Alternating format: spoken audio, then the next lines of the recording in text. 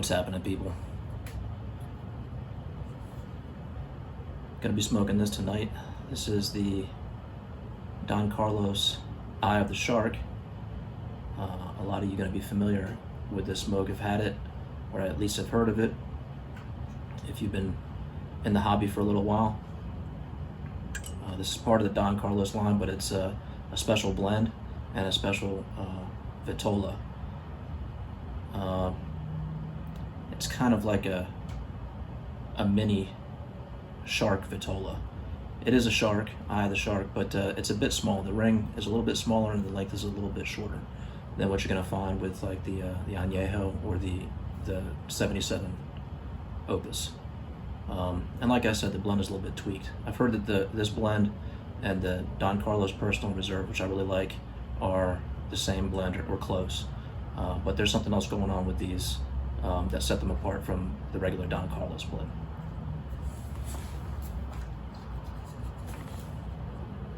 All right, we're going to use this Humidimeter Pro to get a rough estimate of the RH, the relative humidity of the cigar. Now, as I understand it, it's not really detecting what the RH is. What it's doing is it's going prong to prong here or something like that to try to measure what the moisture content of the tobacco in the cigar is, and then throw that against some formula to establish an estimated RH. Now, the density of the pack of the tobacco makes a difference. If I just put it in there like that, I think we're around 59. Should be around 59, 58, 59. If I squeeze it, it will probably go up as the density increases. So, but high 50s, low 60s on this generally mean that it's the right moisture level for me. Sometimes I straight cut these, just kind of get like a little bit of a slanted cut on it to get a little bit more surface area. But what I've noticed is that when these bands get a little bit high, then sometimes these bands are hard to get off. They're not warmed up, and I don't want to tear up the wrapper. And then I've got the band in my mouth when I'm trying to puff the cigar. So I started doing these V cuts recently, and I like them. So I usually go this way with the V cut first, because it seems to work out well that way. And if the draw is good, then the draw is good. And if it ain't, then I'll put another V cut in there and do the little crown cut. Draw is too open. But so we'll have to be careful about that so it doesn't get too hot and burn up too fast. All right, let's light this sucker up. The lighter I've got here, I think this is called a Verano. It's a Zycar Verano, but what I like about it's all dirty. But what I like about it is a fan flame. It kind of, I don't know if you can see that, but it comes out kind of like a W shape, and you can kind of paint the end. You can kind of paint the foot of the cigar with it. You can find these things on sale for $50. It's performed very well so far. You can just kind of paint the foot like that. You won't get any hot spots with it. Get this nice toast. Sometimes I just toast it all the way and don't even puff on it to get it started.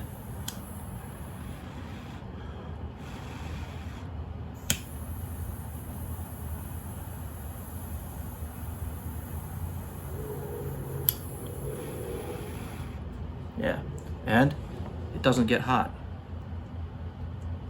Pretty cool.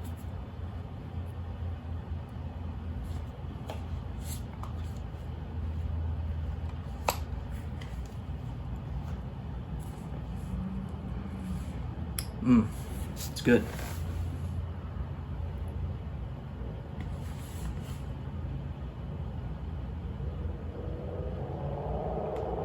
Oh yeah.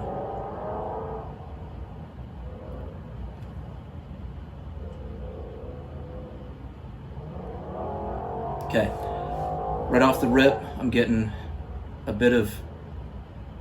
little bit of black pepper and a little bit of white pepper spice on the retrohale. It's already developing. It's not developing. It already just has a bit of creaminess off the rip. There's cedar. There's nuttiness.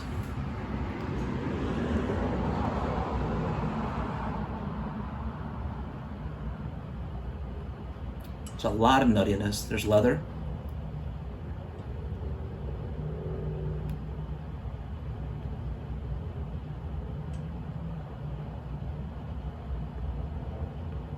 There's a touch of vanilla and a touch of, I want to say, lemony citrus.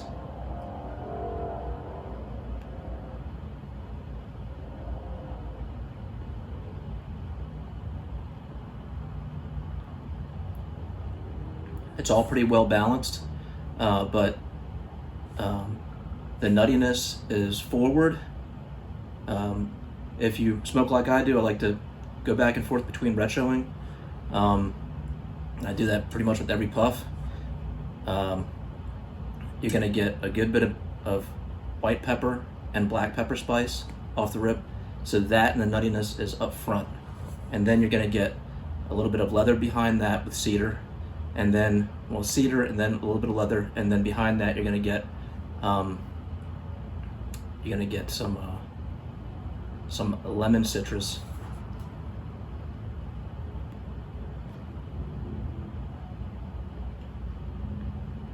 And vanilla. Yeah. There's some other stuff going on in there, but I think that's enough for initial impressions. So I'll smoke this down a bit and then I'll get back to you. All right, folks, I'm gonna go and chime in here. It's a shark and it burns all crazy, of course, but I would say I'm about getting close to the end of the first third.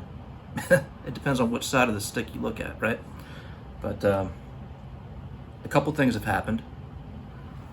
One is that initial pepper died down pretty quickly.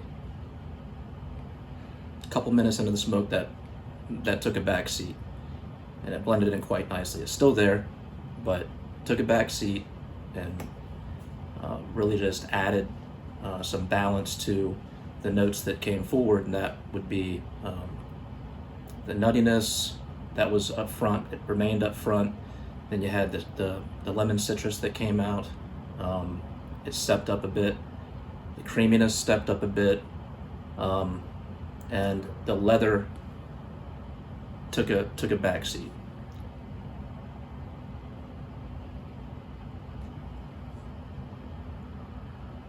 The draw has tightened up a little bit as I've been making my way through the first third, which is a good thing.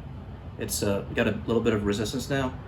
Hopefully that doesn't become a problem later on. I don't have to sip off more of it, but right now it's smoking really good.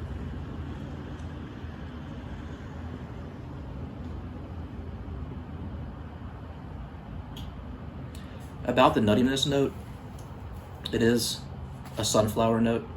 I've heard it described as that by some other cigar reviewers. I wouldn't call myself a reviewer, but I've heard it mentioned in cigar reviews on YouTube. This one definitely has that note, although it's taken on a bit of a metallic kind of a quality to it. Is it metallic or is it mineral?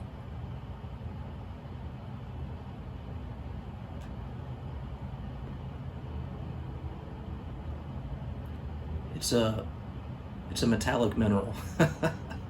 It's not so strong that it's distracting me a lot from the good parts of the cigar, but it's there. It's noticeable, and it's not my favorite note.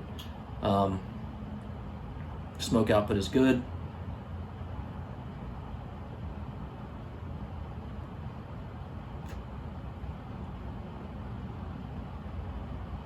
Yeah, it's good.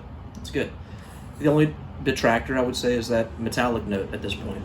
About this specific cigar that I'm smoking, this one's been in cello for about a year. And the way that I like to store most of my cigars is temperature controlled and of course humidity controlled. I shoot for around 65. Anything, and most of my stuff is in electric cooler doors, thermoelectric cooler doors. Now those tend to circulate air constantly and blow. Fans run, and some of them I have set up with fans that I put in them because some of the towers I have issues with circulation and having the humidity even from top to bottom. So I've added computer fans that are on timers and stuff like that. All that airflow can really dry a stick out if you leave it naked. So what I like to do is everything that's in those thermoelectric cooler doors is that, or whatever you want to call them, I put all my sticks in boxes. Even if they're in cello, I put them in boxes. A lot of the times I'll snip the cello off at the foot so that it breathes a little bit, and then put it in a box. And then if I've got a stick that I know I'm going to smoke in the near future, I'll take the cello off, I'll leave it naked, but in a box. That way the wrapper doesn't get stripped by all that direct airflow. This one, I didn't do any of that. I got left in cello for about a year, and then I just took the cello off, I think like 2 days ago. And then I thought, well, I haven't smoked this one in a while, I'll go ahead and try it. So, does that affect the way the cigar performs? Maybe, probably not.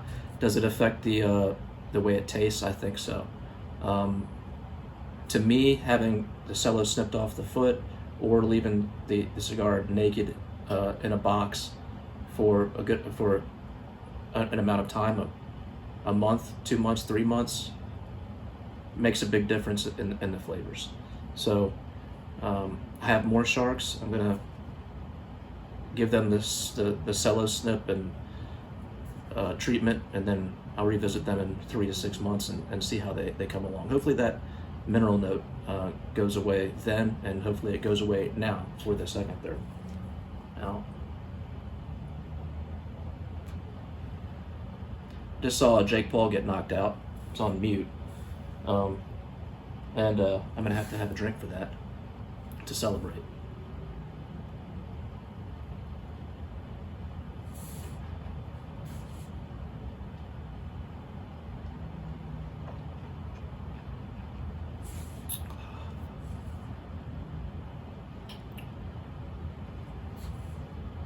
This is a good bottle. This is gonna ash.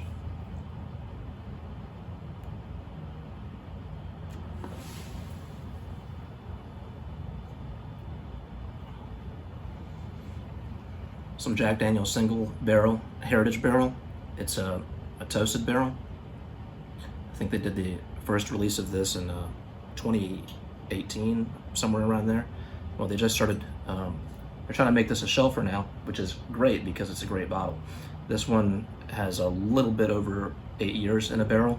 And the cool thing about this is that, well, a few things. One, they toast the barrels a long time, and then put a char on top of them. Two, the spirit, the distillate goes in the barrel at 100 proof. That's really low. And it makes a difference because if it's really low and it's coming out of the barrel and being proofed to 100, which this is, going in the barrel at 100, being proofed to 100, it means that all that barrel goodness that became a part of this whiskey doesn't get watered down when it gets bottled. So it's a full proof, not a barrel proof, a full proof. About the toasted nature of it, the most toasted bourbons will get treatment in a toasted barrel as like a finish. Like you'll see toasted finish in the description on the label.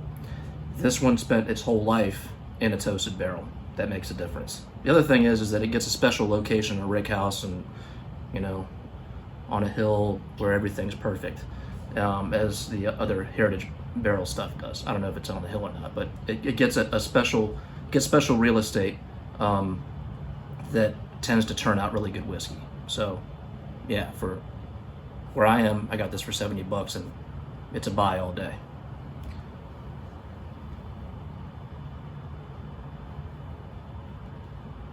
So I'm gonna touch this up and I'll get back to you for the remainder of the second third and let you know what happens there. All right, I'm back. Definitely through the second third, a little bit past being through the second third. The notes are all pretty much the same. Nothing new has happened as far as flavors and such. The draw did open back up. I don't know why. Maybe I burned through something. Maybe when I first cut the cigar and I did the cold draw, it was nice and open. And then with some combustion and some burning through the cigar, maybe a part of the cigar swelled up and restricted the draw a little bit, and it was tightening up and tightening up. It didn't get bad, but I didn't like where it was going, and then all of a sudden it opened right back up again. So I think there was part of the cigar somewhere in the second third that was kind of swelling with the combustion, and then I just got through it and it opened up. So that's the only real change as far as performance. The burn is, I'm touching it up as I go. These sharks, sometimes they burn okay, never better than okay for me, and sometimes they burn horribly. This one was somewhere between bad and horrible, but touching it up hasn't really affected the flavor as far as I can tell. Now, to the flavor, like I said, all the notes are the same, except they've just kind of like traded places a little bit. Maybe not even traded places, just kind of shifted around. So we still have the pepper, a bit of white and a bit of black pepper. That's still very much there, though taking a back seat, but still obviously present. We have that nuttiness. I would say sunflower, maybe some other nondescript general nuttiness that has that metallic mineral aspect of it. That metallic mineral aspect is kind of back down a little bit. Now, keep in mind, I am having some whiskey neat over here that may be doing some things, but most definitely is doing some things. But I don't know, I've smoked a lot of cigars, and I really think that mineral note has taken a back seat. The lemony citrus note has kind of shifted up in the profile a little bit, not a lot, just a little bit. The creaminess has shifted up a little bit. The leather has, pardon the carb, the leather has shifted up a little bit, and to go along with the cedar, it seems to me that there's oak that's stepping up a bit. I may not have mentioned that it was there before. I think it was always there. It's just now it's moving up. I'll keep on puffing on this, and we'll see if this thing nosedives in this last bit here, or if it kind of remains the same. My guess is that some things will move around a little bit, but and the overall strength of the cigar will increase. Not necessarily nicotine, but the body of the cigar will increase with things moving around a little bit. Hopefully that metallic mineral note keeps on kind of backpedaling in the profile. So yeah.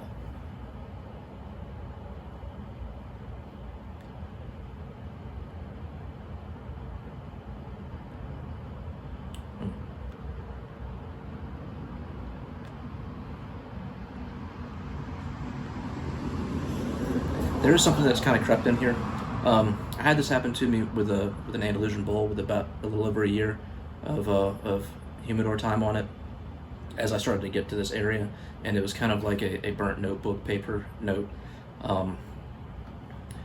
Maybe that's specific to the shape of the cigar and tar buildup or something like that, but I'm getting like a bit of a burnt notebook paper and Yeah, that kind of sucks.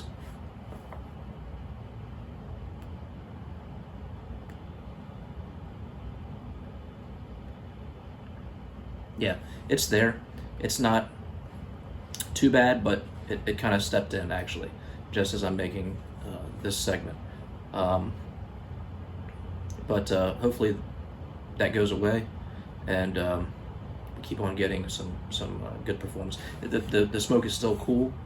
It's not hot or anything like that. So we're still trucking along. We'll check back in a second. All right, we're coming to the end of this, and truth be told, if I wasn't taking video notes on this, then I probably would have put this out a bit ago. Now, because I've toughed it out a little bit, it's kind of improved, which is good. But I'm still getting that. Now, people are going to hear this and not going to like what I say if they even watch. The 3 people that might watch this in the next 10 years won't like what I have to say. But to me, by my palate, it is, especially on the retro hail, it is a burnt, not burnt like it's been burnt and put out and you're like smelling it, but it's like a burning notebook paper, a burning construction paper.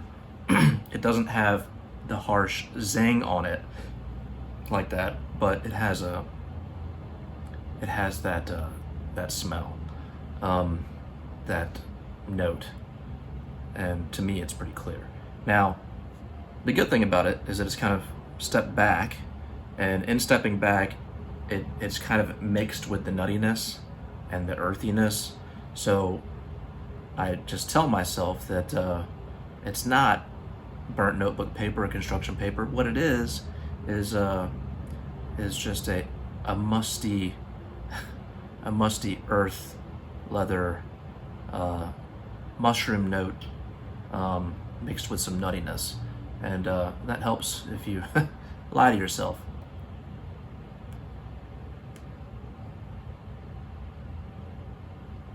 Yeah, that's what it is. But if you lie to yourself, it's not so bad. Now, there still is a little bit of a lemony zing on there, which is nice.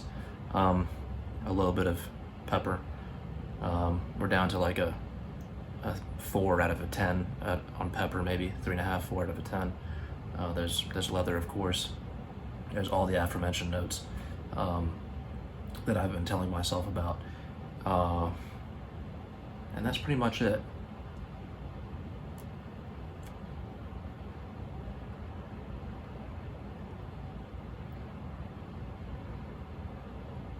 The smoke is starting to go from semi-creamy to a little bit, a little arid, I guess. I think the strength has picked up. The nicotine strength has picked up a little bit, though it's, I don't have a nicotine buzz or anything. There's no, I've been punched in the throat by nicotine or anything like that, but I know that it has ramped up a bit.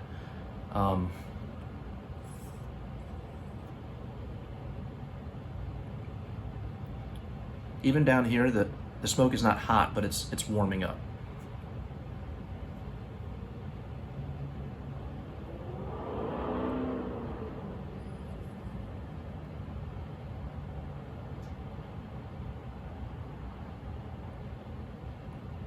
Yeah, we'll call it a mushroomy, earthy leather with some cedar, some lemony citrus on top, with a bit of white pepper and black pepper, which is semi-creamy, going to a bit bitter on the long finish. So with that, we're gonna call this quits. See what happens with, I don't think I've smoked a shark that's more than a 1.5 years old. This one's like a year. I didn't take notes on them, so I can't trust my memory. We'll see if it gets better. I'll take video notes next time, and then we'll see what happens with it. Also, I'll go ahead and strip a couple of them naked in the box now. That way what I have in stock now will at least get 3 to 6 months of naked humidor time. And I say naked humidor time, it'll be in a box naked, in a humidor. And it'll total to a year or so in cellophane, and then 3 to 6 months naked in a box. And we'll see how that happens. Now, I did mention in the beginning of the video that that the Personal Reserve shares this altered blend. This is what I've heard.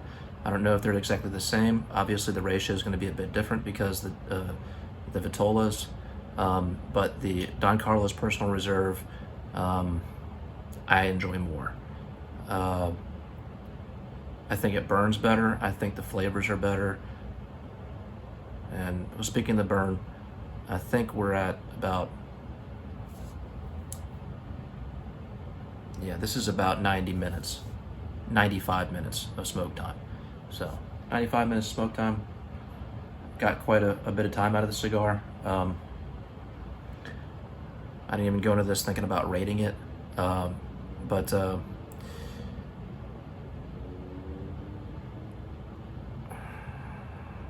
I would say the first third was a B. Second third was let's say the first third was a B plus. Second third would be a B minus for me, and this final third, I'm gonna go somewhere between D plus and C minus. Okay, so I don't know how that pans out overall, but my gut feeling tells me that the overall experience for this cigar, if you're gonna nub it, is gonna be, for me, a C or a C plus. So that's a wrap.